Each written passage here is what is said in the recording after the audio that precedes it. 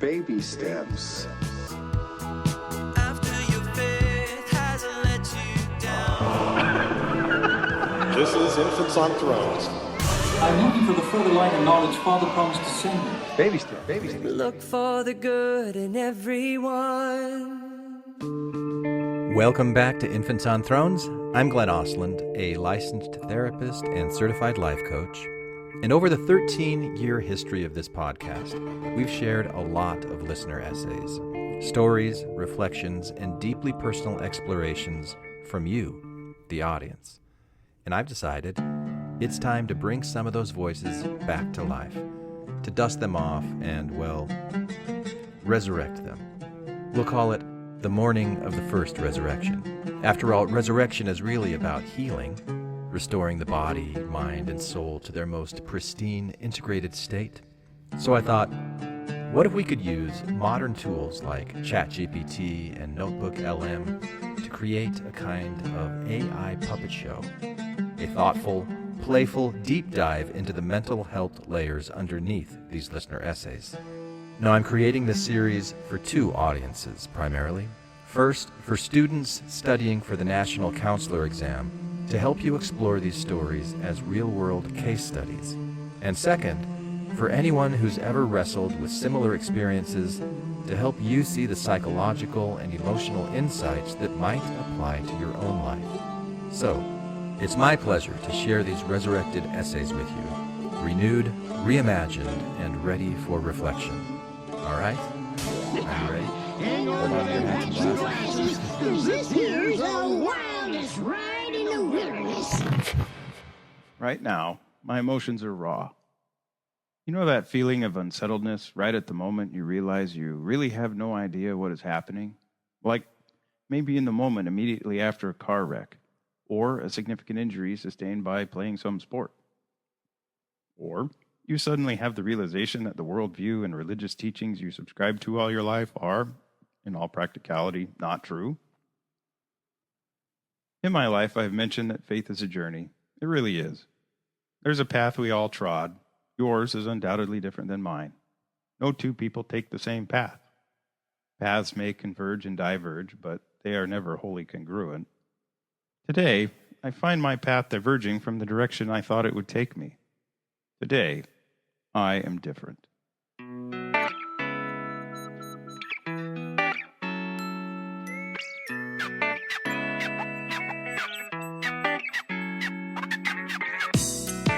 Dean Gary Hall of the Cathedral Church of Saints Peter and Paul likes to invite attendees to Sunday church services with the phrase that I'm presently drawing comfort from. He says, "Whoever you are and wherever you find yourself on the journey of faith, you are welcome to worship at God's table." What he is literally doing is inviting all people, regardless of any circumstance or condition, to come take the bread and wine of communion. What he is figuratively doing is providing comfort to those who feel marginalized by extending the hand of grace to all people.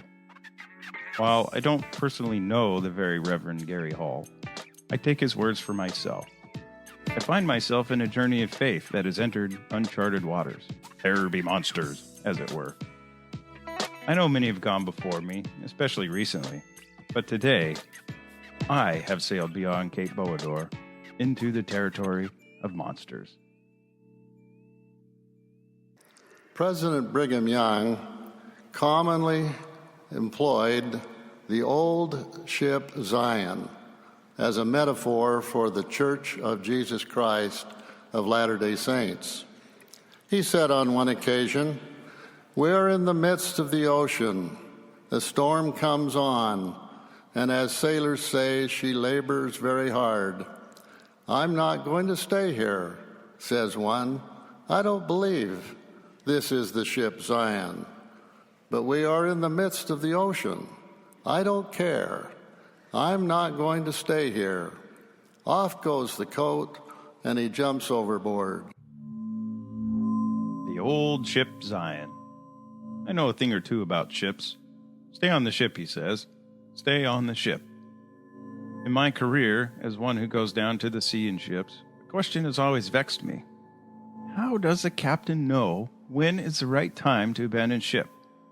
We are taught in survival classes that the best place for a person on the sea is on the ship. The decision to abandon ship is made when, in the best judgment of the ship's master, leaving the ship is more safe than staying on. But how do you know when that is?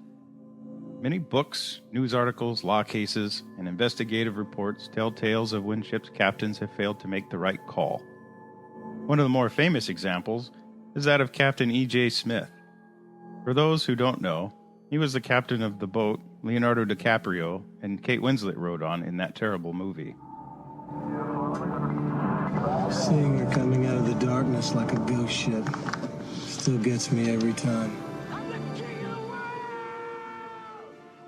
His ship was the best, put in air quotes, the best ship ever constructed. It was fast, it was strong, it was luxurious. Could one possibly say it was true? But it sank on its maiden voyage, killing many of the passengers and crew. Just prior to Titanic's maiden voyage, Captain Smith is quoted as saying, "When anyone asks me how I can best describe my experience in nearly 40 years at sea, I merely say uneventful. Of course, there have been winter gales and storms and fog and the like, but in all my experience, I have never been in any accident or any sort worth speaking about. I have seen but one vessel in distress in all my years at sea. I never saw a wreck and have never been wrecked, nor was I ever in any predicament that threatened to end in disaster of any sort." Well, I don't think that Captain Smith was ready for that, for a ship to sink. The Titanic was the best in many ways, but it was, in all honesty, lacking in very important areas. It didn't have sufficient life-saving apparatus for all souls on board. As a result, many perished. I wonder how Captain Smith felt when he realized his ship had been fatally damaged. That at that moment, leaving the ship in the frigid Atlantic waters was the safe thing to do. The realization that he was in command of a vessel that didn't have sufficient lifeboats for all the people on board. How did he feel? At that moment, everything he knew about seafaring changed. He was in a predicament that threatened to end in disaster. There seems to be a parallel between the steamship Titanic and the old ship Zion. The great and mighty ship is steaming along the waters of faith when suddenly it strikes something. It could be problems regarding the historicity of the Book of Mormon, Mountain Meadows Massacre, Joseph Smith's secret practice of polygamy and polyandry, or whatever. Let's just say whatever it is, it's not faith-affirming. What do you do? What do you do? Your whole worldview, which you were so sure of, is now so very tentative and fragile. Everything you thought you knew, all of a sudden you simply don't. Mormonism teaches us to trust our feelings. That is how we know things are true, after all. Empirical truth is seemingly subservient to how true we feel something is. But what do you do when your head tells you something is fake and your feelings no longer give that warm, affirming sense of truth to which you've become so accustomed? You're now in crisis. Brace me up. I'm so discouraged. I think I'm going to die. How do I describe how I feel? I'm looking for someone with a hand to spare. There is no one. I'm a nobody. Outside of a very small group of people, no one knows I exist. Personally, experiencing my old ship Zion striking a metaphorical iceberg only accentuates that feeling of aloneness. The heart breaks, the mind races, adrenaline rushes throughout the body. Focus is gone, trust has fled, relationships suffer. I cannot ever be the same. Captain Smith, what do we do now? The ship has struck an iceberg. Stay in the boat. But the hull is breached. We're taking on water. Compartments below are flooding. The ship is going down. Stay in the boat. What the hell is wrong with you? Can't you see we're in peril? Stay in the boat. Today, I find myself in the frigid waters of the North Atlantic Ocean, clinging to the remnants of the old ship Zion, hoping they will spare my life. It seems that I was not fortunate enough to make it into one of those lifeboats, but that is okay. I can actually see more clearly now who I am. I can see a glimmer of hope on the horizon. There's a ship coming to the rescue. All I have to do is not freeze to death in the frigid waters before they get to me. Amen. That was a great old listener essay from Infants on Thrones. Newly resurrected on the first morning of uncertainty itself, not quite the judgment bar, but something closer to the trembling dawn of self-awareness presented as an AI puppet show, like you are hearing right now. Welcome back to the Deep Dive. So today we are really digging deep into a listener essay that was kind of extraordinary, part personal philosophy, part raw existential crisis. And it works almost like a case study. Exactly. And we're looking at it with a couple of hats on, really. For anyone out there who's maybe going through a big shift in how they see the world, this might resonate. And also for counseling students maybe studying for exams like the NCE. Right. So our mission today is to approach this story, this narrative of loss, but also maybe rebuilding with some clinical perspective. We want to give it the seriousness it deserves. Precisely. We'll be using frameworks you might recognize, like from the DSM-5TR, but also looking at it through theoretical lenses, constructivism, schema therapy, things that help us understand this kind of profound spiritual uncertainty. Think of it like we're doing a deep clinical consultation, but on this very specific experience of faith deconstruction. Yeah, almost like looking back at a case file. And the beauty of this source material, I think, is how it opens a window. You really get inside the head, the heart of someone navigating this fundamental change. So for you listening, if you felt this kind of chaos, maybe this offers some validation. It shows that this experience, while incredibly difficult, isn't necessarily, pathological. It can be a stage of growth, however painful. And for the students listening, this is like applied theory in action. You can see how a client's own words, their metaphors, can actually guide how you might think about helping them. It links experience directly to potential treatment planning. Okay, so let's start where the author, James, starts. The source describes him coming into this metaphorical counseling space. Pale, voice shaking, clearly in acute distress. He's looking for something, anything to stand on after his world basically imploded. Yeah, a new framework for meaning. That's the core quest right from the beginning. All right, let's unpack the central image he uses because it's powerful. He talks about his faith as this solid structure, right? A ship. He calls it the ship Zion. And that ship wasn't just a belief system. It was everything. His safety, his community, his sense of belonging, his permanence, really. But then disaster. He says this ship, the one he was always told was unsinkable, well, it hit an iceberg. And that word choice, iceberg, is key, isn't it? It suggests something hidden, something solid and undeniable that just tears through the structure. It wasn't a slow leak. It was a sudden, catastrophic collision. Yeah, a collision between his internal world, his beliefs, and these external facts he couldn't ignore anymore. He even brings up the Titanic, Captain Smith, that whole historical narrative of arrogance and the unsinkable promise. That comparison tells us a lot, right? About the feeling behind the crisis. Oh, absolutely. It points straight to the core wound, betrayal. And not just personal betrayal, but betrayal by the system. A system that practiced a kind of denial, maybe? Well, the arrogance of calling the ship unsinkable meant they didn't prepare for disaster. They didn't provide enough lifeboats. In James's case, the faith system, maybe, didn't provide the tools, intellectual or emotional, to handle doubt or contradiction. So when that core premise, it's unsinkable, it's absolutely true, failed, there was nothing left to hold on to.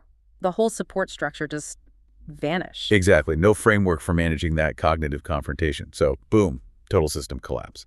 Which leaves James where? He describes himself literally in the frigid waters of the North Atlantic Ocean. Just sounds terrifyingly cold and alone. And it captures that feeling perfectly, doesn't it? The profound loneliness, the grief, the loss, especially when faith is tied so tightly to community. He's mourning the beliefs, sure, but also his identity within that group. He's lost his tribe. Completely. He's stripped it bare, just clinging to whatever wreckage he can find. That immediate shock and grief, it's like being plunged into salt water. But interestingly, the source material notes something else. Even in that immediate despair, there's this tiny, faint feeling, like an undertow of renewal. He says something like, I can actually see more clearly now who I am. And that's the crucial therapeutic opening, isn't it? That paradox. The catastrophe dissolves the old identity, the one built on the ship, but in doing so, it somehow illuminates the person underneath, the authentic self that was maybe always there. So he's in this in-between space. Liminal, you called it. Yes, liminal. That threshold space, it's dangerous he could drown, but it's also vital. It's the space between drowning and potentially discovering something new. He's hoping for rescue from the outside, like another ship. Right. He mentions hoping for a rescue ship. But that little flicker of clarity, Yeah. that's the beginning of realizing the rescue might have to come from within. The work isn't finding a new, perfect ship. It's about discovering he can survive the cold water, that he can maybe learn to swim. Okay, let's try and frame this more formally, like a clinician would. What's the presenting problem here? How would we state James's situation initially? Right, if we were doing a formal intake summary, we'd synthesize it. We'd say the presenting problem is acute existential distress. And it's a direct result of the collapse of this long-held religious worldview. And the symptoms? They're pretty pervasive based on his description. Yeah. Things like identity loss, that who am I now feeling, debilitating self-doubt, social isolation, which is huge in these cases, intrusive thoughts, often self-critical, maybe echoing old doctrines about doubt or sin, and difficulty concentrating on everyday life. Makes sense. The ground fell out from under him. What keeps this distress going? What are the maintaining factors? Well, the trigger, the precipitating event, was that cognitive confrontation, the iceberg. But what keeps him stuck in the cold water, so to speak? A few things. There's often deep shame, maybe internalized from the old system's judgment of doubters. Then there's the very real social alienation. Losing your community is traumatic. Fear of rejection, maybe from family still in the faith, maybe even a lingering fear of divine rejection. And then there's the mental pattern, rumination, just going over and over it, caught in this loop of fear, confusion, and self-judgment, and a real difficulty trusting any new source of meaning. So therapy isn't just about making him feel better in the moment. It needs to address these deeper needs. What would his goals be realistically? And what's the core task for a therapist working with him? Good question. His goals would likely center on recovery and eventually reconstruction. Things like regaining some psychological balance, finding a new sense of belonging, but one that feels authentic this time, and rebuilding a sense of existential safety, but hopefully without needing that old rigid certainty, maybe finding safety within uncertainty. And the therapist's job? It really comes back to that metaphor. We're not there to patch up the old ship or even promise him a new, better ship. The job is to teach James how to swim, how to navigate this vast, open ocean of uncertainty using his own internal resources. Okay, so the psychological pain is obvious. It's immense. But you mentioned earlier how this hits the body. Let's break that down using a biopsychosocial model, starting with the biological dimension. Why does losing your faith feel like you're being physically attacked? Because, fundamentally, our nervous system is designed for survival. And for a long time, that faith system was his survival map. It told him how the world worked, who he was, what was safe. When that map is suddenly invalidated, the brain interprets it as a profound threat to survival. It doesn't really distinguish between, say, a predator and the collapse of your meaning system. The threat feels equally real. So the symptoms he reports, fast heart rate, trouble sleeping, those intrusive thoughts, feeling exhausted, that's his body's alarm system. Exactly. Classic signs of high stress activation. The sympathetic nervous system, the body's gas pedal is floored. Fight, flight, or freeze. His description of feeling flooded or in shock, that's textbook sympathetic overdrive. You mentioned fight, flight, or freeze. What happens if that gas pedal stays down too long, if this spiritual crisis goes on and on? Well, the body can't sustain that high alert indefinitely.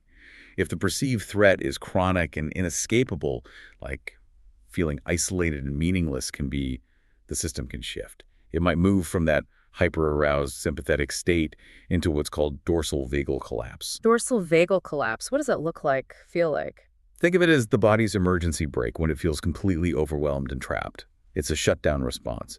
So instead of panic, you might get profound numbness, dissociation like feeling unreal or detached, mental fog, exhaustion, maybe even a sense of learned helplessness. It's like the system says, okay, can't fight, can't flee, maybe playing dead is the only option. It's a kind of spiritual and emotional suffocation. Deep, deep exhaustion. That explains a fatigue that feels different from just missing sleep. Okay, moving to the psycho part, the psychological dimension, you mentioned cognitive dissonance earlier. Can you unpack that a bit more in James's context? Sure. Cognitive dissonance, is that really uncomfortable mental state you get when you hold two conflicting beliefs, or when your beliefs clash with your actions or new information. For James, the dissonance is massive. How so? On one hand, he has powerful emotional loyalty, love for his family, his community, maybe genuinely positive memories and experiences tied to his faith. That's a strong pull. But on the other hand, he has this cognitive recognition, the icebergs, the undeniable historical issues, the moral contradictions he can no longer ignore. So it's like his heart and his head are at war. Precisely, a loyalty war inside him. And that internal conflict leads to this profound existential disorientation. His entire reference system, who am I, what's true, what's my purpose, it's all been thrown into question. Which naturally leads to that identity confusion, that feeling of I'm a nobody. This is the psychological ground zero where the old system is broken and the hard work of rebuilding hasn't really started yet. Okay, now the social and inherently the spiritual dimension. This involves looking at development. You mentioned James Fowler's stages of faith. How does that help us understand what James is going through? Remind us what Fowler's model is about. Fowler's model isn't strictly about religion, but about how people make meaning, how they relate to what they see as ultimate or transcendent. He proposed these stages of development, and James seems to be in a really turbulent transition between stages. Which stages? He's likely moving away from stage 3, which Fowler called synthetic conventional. In this stage, your faith or meaning system is largely based on what your group, your authorities tell you. It's synthesized from the environment, often unconsciously. You conform to the norms. Okay, so leaving that, where is he heading? Into the choppy waters of stage 4, the individuative reflective stage. This is where you step outside the conventional box. You start critically examining the beliefs, the assumptions, the traditions you inherited. You take personal responsibility for your commitments, your lifestyle. You become the author of your own outlook. And that iceberg sounds exactly like stage 4 critical reflection bumping up against stage 3 certainty. Exactly. It's the clash. Stage 4 involved deconstructing the old system, which can be incredibly painful and lead to conflict with the very authorities and community that define stage 3. Is there a stage beyond that? Where might he be trying to get to, developmentally speaking? Fowler proposed stage 5, conjunctive faith. This is where someone can start to hold the tensions. They move beyond simple either thinking. They can appreciate paradox, symbol, metaphor. They can integrate insights from their own experience, maybe even from different traditions, without needing rigid black and white certainty. They can see the truths and the limitations in different perspectives. But getting there sounds like it comes at a cost. A huge cost, often. That social isolation we talked about, his old identity as a faithful sailor, is gone. Walking away from a high-demand community especially can mean losing your entire social world. That's a massive price for individuation. Let's zoom out even further. Erikson's stages of psychosocial development. James is probably in mid-adulthood. How does that framework add context? Right. Erikson's model looks at challenges across the lifespan. In middle adulthood, the core conflict is typically generativity versus stagnation. Generativity is about contributing to the next generation, finding purpose, leaving a legacy, making your mark. And how does a faith crisis mess with that? Well, for many people within a strong religious framework, that framework provides the answers to generativity.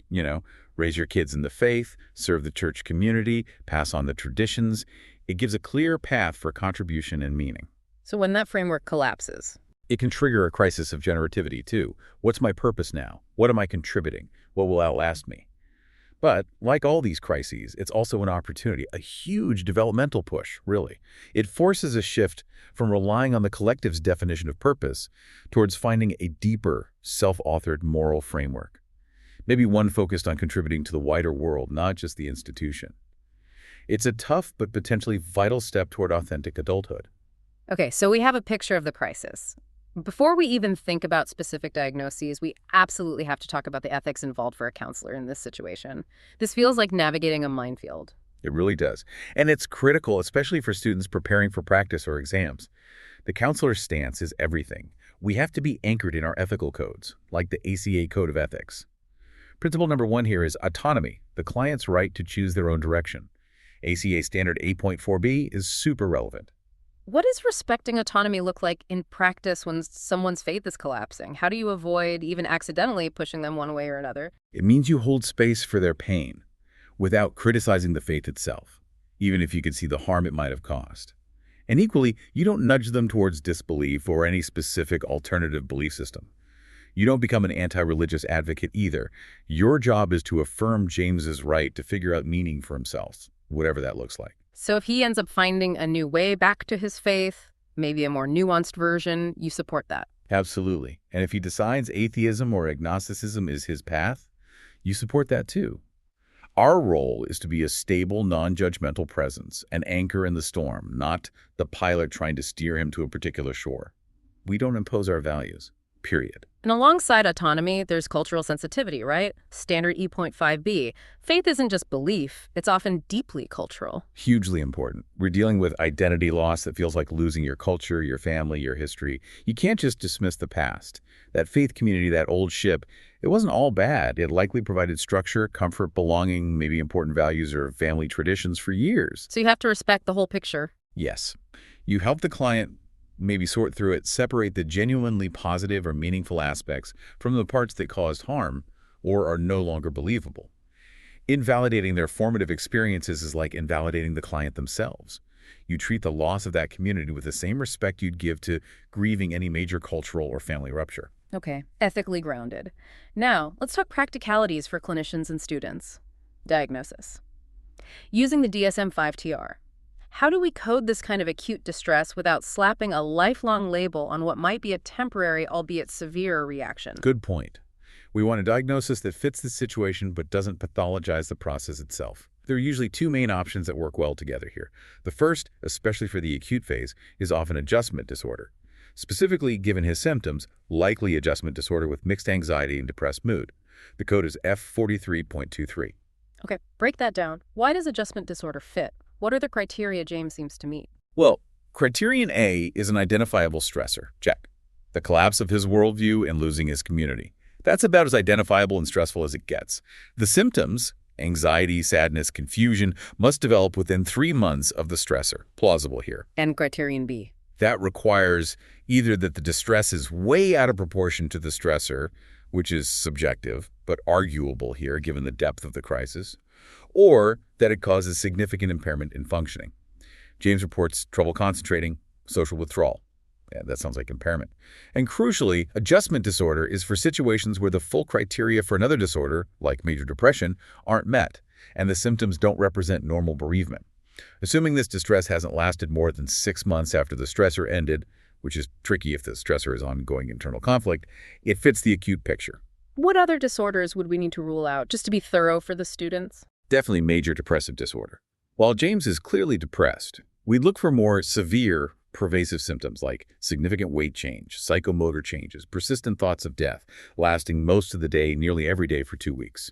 Adjustment disorder captures distress that's situational. Also PTSD. While the experience is traumatic emotionally, the trigger isn't typically a criterion. A trauma like physical violence or disaster in the DSM sense, it's more of an existential, meaning-based trauma. Okay, adjustment disorder makes sense for the acute reaction. What's the second coding option you mentioned? The non-pathologizing one? That's using a V code, or in DSM-5, a Z code, specifically Z65.8, religious or spiritual problem. This code is brilliant because it explicitly acknowledges that the main source of distress is a disruption in the person's meaning system, their spirituality, or their relationship with their faith tradition. So it names the problem without calling the person disordered for having it. Exactly. It validates the legitimacy of spiritual struggle as a reason for seeking help. And importantly, you can use it alongside the adjustment disorder diagnosis. They aren't mutually exclusive. Z65.8 highlights the content of the problem, while F43.23 describes the reaction pattern. Got it. One more thing to rule out, maybe. He says, I'm a nobody. Could that point to something like an identity disturbance? That's a really important differential to consider. That phrase sounds alarming. But in the context of faith deconstruction, feeling like a nobody can be a common transient experience. Your entire identity was wrapped up in the group, the beliefs. When that goes, there's a vacuum. So how do you tell if it's transient or something more chronic? You'd explore his history. Does he have a long-standing pattern of unstable identity, unstable relationships, difficulty regulating emotions, impulsive behavior? If that pattern exists across his life, you might explore personality dynamics. But if this profound identity confusion is relatively new and clearly linked to the faith crisis, it's more likely a temporary feature of the transition, part of the adjustment disorder picture, rather than a separate chronic identity disturbance. Okay, diagnosis gives us a map of the current pain. Now we need some tools, some theories for rebuilding. You mentioned 3 frameworks: constructivist, schema, and transpersonal. Let's start with constructivist therapy. George Kelly's ideas, right? Right. Kelly had this fascinating idea that we're all basically scientists. We create these internal theories or personal constructs to make sense of the world and predict what's going to happen. They're like mental scaffolding. Distress happens when our constructs, our scaffolding fails, when reality doesn't match our predictions. And therapy helps rebuild the scaffolding. Exactly. But not by giving the client a prefabricated new set of beliefs. It helps the client explore their own way of construing things, identify where the old constructs broke down, and experiment with new, more flexible ways of seeing and predicting. How does this fit James perfectly? Well, that ship Zion. That was his entire construct system. It was built on these rigid, bipolar constructs: faithful versus doubtful, chosen versus lost, obedient versus condemned. The core prediction was, if I am obedient, faithful, I will be safe, chosen. And the iceberg smashed that prediction. Totally. The facts contradicted the system. The scaffolding collapsed. Now he's floating in what Kelly called constructive alternativism. Okay, that sounds complex. Simplify constructive alternativism. It basically means realizing that there isn't just one right way to see things. There are infinite alternative ways to construe reality. But for James right now, that's terrifying. The old map is gone, and he's suddenly aware of a million possible maps, but he doesn't know which one, if any, to trust. He's paralyzed by the uncertainty and the sheer number of alternatives. So a constructivist therapist would help him explore those alternatives. Yes. Maybe using tools like Kelly's repertory grid technique, which helps people map out their personal construct system visually. See how they rate different people or ideas on constructs like certain versus questioning or safe versus dangerous. It helps make the internal confusion more concrete. Then, crucially, encourage small, safe experiments in living. Trying out new ways of thinking or behaving, not to find the right answer, but just to see what happens. Testing, meaning through curiosity, not demanding certainty. Okay, that makes sense. Framework 2, schema therapy. It's for young. This seems like it connects the current crisis to deeper patterns, maybe from earlier life. Exactly. Schema therapy bridges cognitive behavioral ideas with psychodynamic and attachment concepts. Jung proposed that we all have core emotional needs like safety, connection, autonomy, self-worth. If these needs aren't met adequately in childhood or adolescence, especially within important relationships like family or potentially a religious structure, we can develop what he called early maladaptive schemas. Maladaptive schemas, like ingrained negative patterns. Yeah, deep, pervasive patterns of thinking, feeling, and behaving. They feel true, even when they cause pain. And major life stressors, like James' faith crisis, can trigger these old schemas really powerfully. When James says he feels like a nobody or expresses intense shame, what schemas might be lighting up? Several could be involved. The defectiveness shame is a big one. That core feeling of being inherently flawed, bad, unworthy, maybe sinful if you don't conform. Leaving the group could activate that intensely. Also, subjugation, the feeling that your own needs, opinions, or feelings don't matter or must be suppressed to please others or avoid punishment. High-demand groups can sometimes foster this, and abandonment instability, the fear of losing connection, being left alone, which is obviously triggered when you leave your primary community. So the crisis rips the scab off these old wounds. How does schema therapy work to heal them? It uses a few key strategies. One is identifying the schemas, maybe using questionnaires. Then, techniques like imagery rescripting. You guide the client to recall a painful memory linked to the schema, say, being shamed for asking a question in Sunday school. Then, in the imagery, you help them rewrite the scene. Maybe the therapist steps in or the client's adult self steps in to protect the child, validate their feelings, challenge the shaming figure. It helps repair the emotional memory. Replacing the old critical voice with a healthier one. Exactly. Replacing that harsh captain voice of judgment with a compassionate inner guide. And this happens alongside limited reparenting in the therapy relationship itself. Limited reparenting, what's that? It means the therapist consciously provides, within professional boundaries, some of the emotional experiences that were missing earlier. Consistent warmth, empathy, validation, celebrating autonomy. Modeling unconditional positive regard, which might be the opposite of the conditional acceptance James felt within his faith structure. We accept you if you believe, behave. This helps heal those attachment wounds and unmet needs directly. Okay, powerful stuff. Now, the third lens, transpersonal therapy. Thinkers like Assagioli, maybe Stan Grof. This sounds like it views the crisis differently again. Very differently, yeah. Transpersonal psychology looks at the spiritual dimensions of experience. From this perspective, a crisis like James's might not just be a breakdown, but potentially a breakthrough, a spiritual emergency. A spiritual emergency, meaning An acute disruptive period where the old sense of self, the ego structure built on external validation or dogma, what some might call the false self, starts to dissolve. It's painful, chaotic, disorienting, but it might be happening in order to allow something deeper, more authentic to emerge, like the true self, or what some traditions call witness consciousness. So the frigid Atlantic, the dark night, is actually necessary for growth. Potentially, yes. It's seen as a crucible, a process of purification where the identification with external forms and authorities is burned away. The therapeutic task here isn't just symptom reduction, but helping M. James navigate this profound inner upheaval, normalizing it not as sickness, but as a potential awakening, helping him find meaning in the dissolution itself. How do you help someone find meaning in chaos like that? What are the techniques? Meditative practices are often central mindfulness, grounding techniques to help anchor awareness in the present moment, even amidst the storm. Exploring the symbolic meaning of the experience, maybe through journaling, art, or symbolic integration exercises. Like you mentioned the idea of him writing a final log entry for the old ship. That's a perfect transpersonal intervention. It ritually acknowledges the ending and integrates the transition, finding safety not in belief, but in presence. Okay, we've got these rich theoretical frameworks. Let's bring it down to brass tacks. What specific things might James and a therapist actually do in session, drawing from these models? All right, let's get concrete.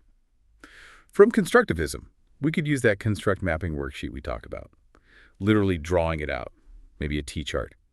Old faith world, assumptions and rules on one side, emerging reality, observations and questions on the other. Just getting it out of his head and onto paper can reduce that feeling of being overwhelmed and help him see the structure of his own thinking. Makes sense. Visualizing the conflict. What about integrating those warring parts, the captain and the survivor? That's where something like the empty chair dialogue comes in. It's often associated with Gestalt therapy, but it fits perfectly here. James would physically move between two chairs, speaking from the perspective of the obedient captain part, defending certainty, warning of danger, and then from the perspective of the emerging survivor part, insisting on honesty, expressing the pain of betrayal. So he literally gives voice to both sides. Yes. The goal isn't necessarily to have one side win, but for James to hear, understand, and ultimately integrate both parts of himself. To acknowledge the needs and fears behind both voices.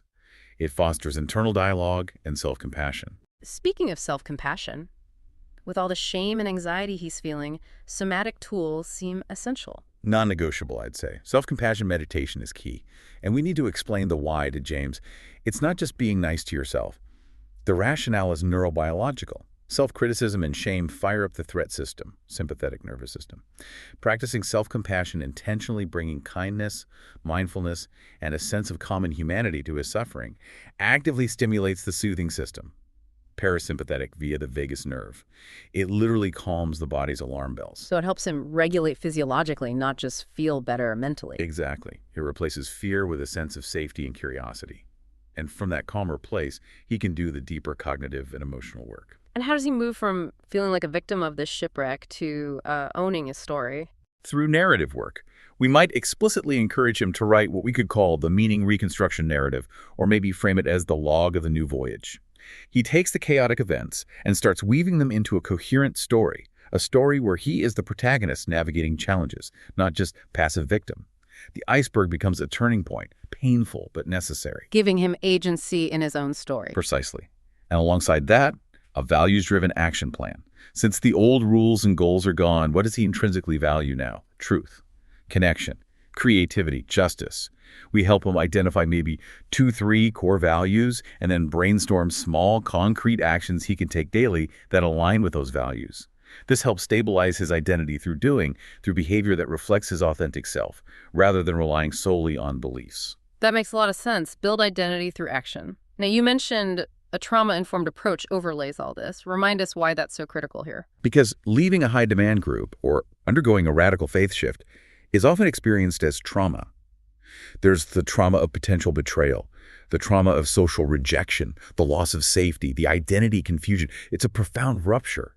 So a trauma-informed lens means we always prioritize safety, choice, collaboration, trustworthiness, and empowerment in the therapy relationship. And practically. It means we acknowledge the grief as real. Yeah. We validate the sense of loss. And crucially, we often need to focus on somatic grounding first. Helping James regulate his nervous system through breathwork, body awareness, maybe gentle movement before diving into the deep, potentially activating existential questions or trauma processing. You can't explore the meaning of the shipwreck if you still feel like you're actively drowning. Safety first, then exploration. Let's circle back to the body's role because it's so central. Why is it vital for listeners, especially those going through this, to understand that this existential crisis isn't all in their head, it's physical? Because the body is where we experience safety and threat. James's entire external scaffolding for safety, the spiritual beliefs, the community support, the predictable future, it got ripped away. His nervous system registers that as an immediate life-threatening event. The loss of that social and spiritual safety net triggers the same physiological alarms as a physical attack. So the racing heart, the sleeplessness, the knot in the stomach, that's the body screaming, danger, because its perceived safety net is gone. Exactly. The body lost its anchor. And it's desperately trying to find safety, often by staying hypervigilant, sympathetic activation, or by shutting down to conserve energy, dorsal vagal. It's a physiological response to a perceived existential threat. We touched on polyvagal theory. Let's simplify that oscillation again for folks who aren't clinicians. The 3 states. Right. Think of it like 3 modes our nervous system can be in. There's the ventral vagal state. This is the social engagement system. When we feel safe, connected, calm, curious, we can relate to others, learn, rest. It's the safe and social mode. Okay, the ideal state. Then there's the sympathetic state, the mobilization system. Fight or flight, activated by threat. Heart races, muscles tense, breathing gets shallow, ready for action. Panic, anxiety, anger, live here. The danger alert mode. And third, the dorsal vagal state, the immobilization system. Yeah. This is an older evolutionary path. When fight or flight don't work or seem possible, the system can shut down. Numbness, disconnection, collapse, dissociation, feeling helpless or hopeless. The shutdown mode. And James is bouncing between sympathetic panic and dorsal shutdown. Likely, yes. Oscillating between feeling overwhelmed and activated and feeling numb and collapsed. And the really cruel twist is the role of his former community in this polyvagal context. How so? For years, that faith community probably served as a primary source of ventral vagal co-regulation. Being with trusted others, shared rituals, common beliefs, these things signal safety to our nervous system, helping us feel calm and connected. It was his safe harbor. Exactly. But now, after the rupture, cues associated with that very community, maybe seeing old friends, hearing certain phrases, even just the internal feelings of shame or doubt taught by the group, these now signal danger or rejection. The very thing that used to bring safety now triggers a threat response. That's a profound betrayal at the nervous system level. It's like a relational trauma. Wow, okay. And this chronic stress doesn't just feel bad, it can actually impact physical health. You mentioned psychoneuroimmunology, PNI. Right. PNI studies how our thoughts and feelings, psycho, nervous system, neuro, and immune system, immunology all interact. We know that chronic stress, like James is experiencing, leads to sustained high levels of stress hormones, particularly cortisol. Cortisol is bad. It's essential in short bursts for dealing with threats. But when it's chronically elevated, it can suppress immune function, increase inflammation throughout the body, mess with sleep, digestion, memory, you name it. The emotional exhaustion James feels likely translates into genuine physical or immunological fatigue. He's literally more vulnerable to getting sick and worn down. That sounds pretty bleak. But there's hope in this picture, right? Yeah. You mentioned neuroplasticity. Absolutely. This is the crucial counterpoint. Neuroplasticity is the brain's amazing ability to change, adapt, and reorganize itself throughout life. The neural pathways that got wired for fear, for rigid certainty, for shame in response to doubt, they can be rewired. So therapy isn't just talking, it's actually helping to reshape the brain. Yes. Therapy, especially when it includes somatic and experiential elements, provides the conditions for this rewiring. The goal shifts. It's not about finding a new, perfect belief system to cling to.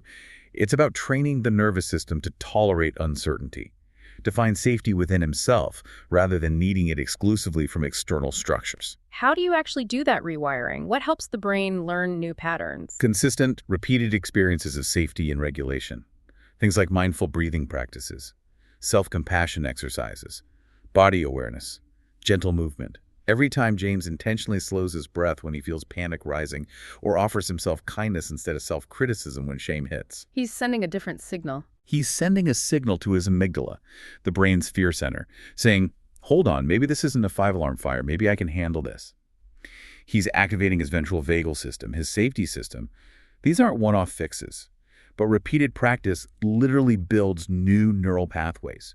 It creates an embodied sense of, I can be okay, even when things are uncertain. I am safe within myself. #Tech7. Therapeutic pathways and student focus. So pulling this together, how does therapy specifically help someone like James navigate this incredibly difficult passage? What's the function of therapy in this context? Therapy essentially provides a holding environment. That's a term from psychoanalyst D.W. Winnicott. Think of it as a safe, reliable container. James is going through intense emotional processes, grief for what's lost, maybe anger at the betrayal, fear of the future. Therapy offers a space where he can feel all of that, process it, without judgment, and without the therapist trying to fix it or steer him back to shore prematurely. The therapist acts as an anchor while he's navigating the storm. Exactly. An empathic, non-judgmental anchor. This allows James's own nervous system to gradually downregulate, to experience safety in relationship again, maybe for the first time, without the old conditions attached. What are the key outcomes we'd hope for from therapy in this kind of transition? I'd say 4 main things. First, normalization. Helping James understand that this crisis, this identity dissolution, is actually a somewhat predictable, though painful, part of human development and meaning making. It's not a sign he's broken or uniquely flawed. Takes away some of the shame. Huge. Second, embodied safety. Using those somatic tools we talked about to help him feel safer and more regulated in his own skin, counteracting the physiological threat response. Third, meaning reconstruction. Actively helping him build a new narrative, identify new values, find purpose that resonates with his authentic self now. And fourth, attachment repair. Through the therapeutic relationship itself, experiencing consistent empathy, validation, unconditional regard, he starts to internalize a sense of inherent worth, separate from his beliefs or group affiliation, healing some of those wounds from conditional belonging. So therapy helps him realize the rescue ship isn't coming from outside, but that he has the capacity for it inside. It's his own resilience, his own self-compassion, his ability to connect authentically. Therapy helps him find and strengthen that internal capacity. It's about moving from feeling like a victim drowning in the Atlantic to becoming a capable swimmer, navigating the open waters with growing confidence. Okay, crucial question for our listeners who might be relating hard to James's experience. When should someone recognize it's time to seek professional help? What are the signals? Good question. I'd say definitely seek help if the spiritual questions or doubts are triggering actual panic attacks, overwhelming despair, or intrusive thoughts about worthlessness or self-harm.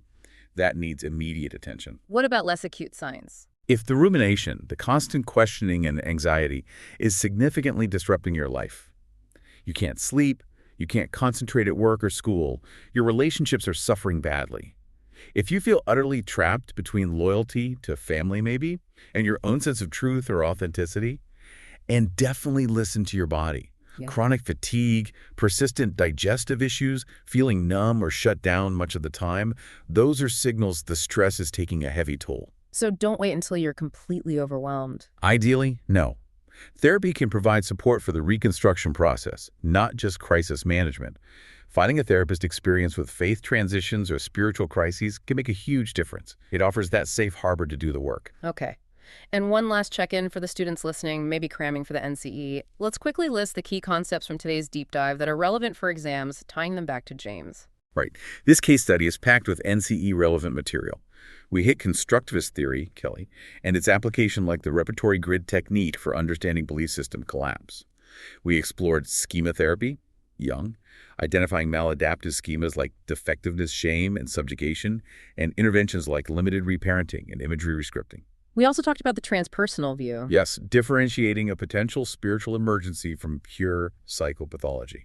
We anchored the physical experience using polyvagal theory, Corges, understanding sympathetic dorsal states, and the loss of ventral vagal co-regulation. Our change mechanisms rely on cognitive reappraisal and the concept of neuroplasticity. And the overarching issues. Addressing the existential vacuum, Frankl might come to mind, through meaning reconstruction. And throughout, the absolute necessity of therapeutic alliance and multicultural competence, understanding faith as culture, and adhering to ethical principles like autonomy. Plus, the correct application of DSM diagnoses like adjustment disorder and the Z code for religious or spiritual problem. That's a lot. Any specific resources you'd recommend for students wanting to dig deeper into these? Definitely. For grief and meaning after loss, Robert Niemeyer's work on meaning reconstruction is foundational. For constructivism, go back to George Kelly's original Psychology of Personal Constructs if you can, or Good Summaries. For schema therapy, the main text by Jung, Klosko, and Weishar is the go-to practitioner guide. For the spiritual dimension, Assagioli's Psychosynthesis offers a classic transpersonal view, and Kenneth Partyman's work on spiritually integrated psychotherapy is essential for understanding how to ethically and effectively address religious spiritual issues in therapy, including that Z code, #tag8. Conclusion and reflection. So James's story, originating from this listener essay, really taps into something universal, doesn't it? We all build these ships of meaning to navigate life. We build them out of beliefs, relationships, experiences. But eventually, almost every ship encounters its iceberg. Some challenge, some contradiction, some loss that forces a confrontation with reality as it is, not just as we constructed it. And what's left after the collision? Not the ship, ultimately. What remains, or what can remain, is awareness itself. That witness consciousness we talked about. The infant in the title, maybe. The awakening self. Emerging from the wreckage, not defined by the lost structure, but by the simple fact of being aware, of experiencing. And realizing the throne isn't out there. Exactly. The source of authority, the seat of meaning, the throne he thought belonged to the captain or the creed. He starts to realize it's internal. It's the seat of his own consciousness, his own capacity to choose, to value, to connect. So he's not broken by the experience, even though it's devastating. No, he's rewiring. His nervous system is learning a new way, regulating from within, trusting curiosity over certainty. It was terrifying, yes, but also maybe the start of a more direct, authentic relationship with life itself, with all its uncertainty and its cold water moments. He's not becoming faithless. Perhaps he's evolving faith into awareness. And that message you shared earlier feels like a good place to land. Yeah, just that sense of welcome. Whoever you are and wherever you find yourself on the journey of faith, you are welcome, including welcoming the parts of yourself that are doubting, struggling, or lost. And maybe that's what it means for all of us to be infants on thrones. And with that, the AI puppet show endeth. Imprint this haiku upon your heart. Ship splits on truth's edge. Cold sea baptizes the mind. Breath becomes belief. Thank you for listening to Infants on Thrones.